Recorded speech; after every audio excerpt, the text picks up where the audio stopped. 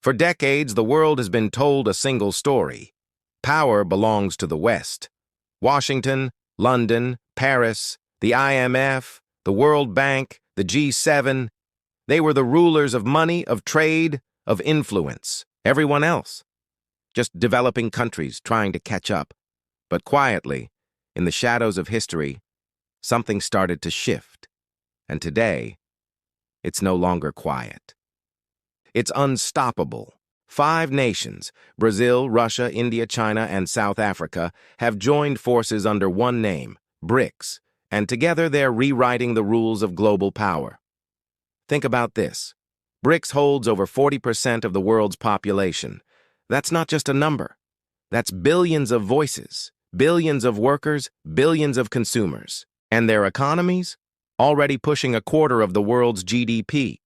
This isn't some future, maybe. This is happening now. The West is watching nervously, because what started as an acronym is turning into a force that might shape the next century. But here's where the story gets thrilling. BRICS isn't rising in a straight line. It's messy, chaotic, dramatic. Like any powerful story, there are flaws, betrayals, weaknesses that could break it apart. Brazil's been rocked by corruption scandals so big, they almost swallowed the government. India is bursting with talent, but tangled in its own red tape and crumbling infrastructure. Russia faces punishing sanctions, shrinking oil revenues, and the costs of war. South Africa wrestles with corruption and the ghosts of state capture. Even China, the giant, faces suffocating debt and pollution that threatens its own future. So why does the world still see BRICS as dangerous? Because despite the chaos, the energy is there.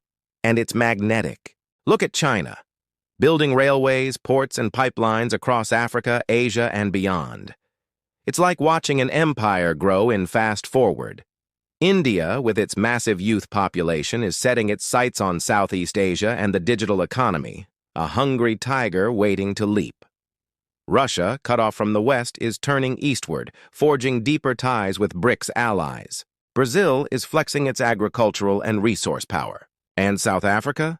It's the gateway to the entire African continent. Every move is a chess piece. And together, these 5 players are challenging a game that's been dominated by the same old powers for 100 years.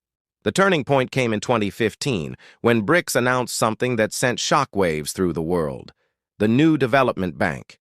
Imagine it. For decades, countries had to go, cap in hand, to the World Bank or IMF, both controlled by the West. But suddenly here was a new bank, built by BRICS, funding roads, bridges, dams, and clean energy projects not just in their own nations, but across the developing world. This wasn't just finance, this was defiance. It was BRICS standing up and saying, we're not waiting for permission anymore. And then there's the hidden fuel behind BRICS' rise: people and resources. Together, these nations are young. Their populations are growing, not shrinking. 1 billion people in India, over 1 billion in China, millions more in Russia, Brazil, South Africa.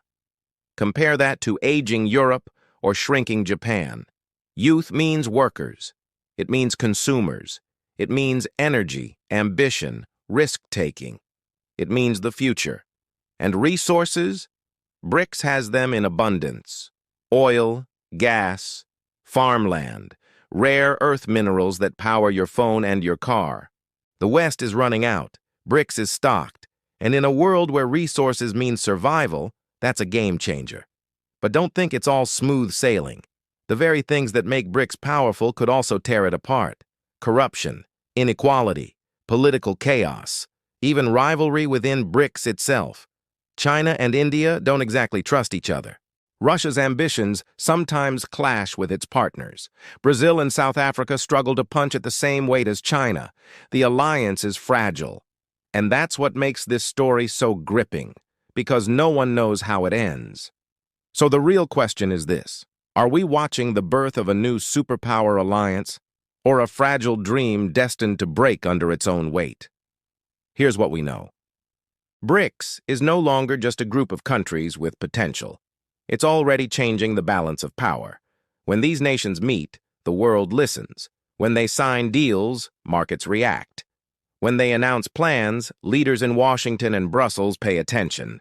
That's the kind of influence only true powers command. And think about this. The West is slowing down, aging populations, sluggish growth, political divides that paralyze governments. Meanwhile, BRICS is messy, but it's moving. It's loud, it's aggressive, and it's building something new. The future isn't guaranteed, but one thing is clear. The story of the 21st century won't just be written in Washington or Brussels. It will also be written in Beijing, New Delhi, Moscow, São Paulo, and Johannesburg. So here's the question I'll leave you with. Will BRICS redefine the world order or collapse under the weight of its own contradictions? Drop your thoughts in the comments.